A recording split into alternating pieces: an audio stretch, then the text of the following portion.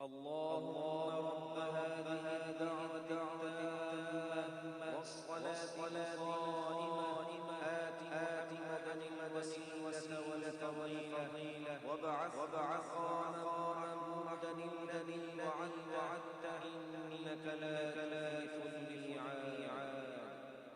اے اللہ، اس پوری پکار کے رب اور قائم ہونے والی نماز کے رب محمد صلی اللہ علیہ وسلم کو وسیلہ عطا فرما اور ان کو فضیلت عطا فرما اور ان کو مقام محمود پر پہنچا جس کا تو نے ان سے وعدہ فرمایا ہے، بے شک تو وعدہ خلاف نہیں فرماتا۔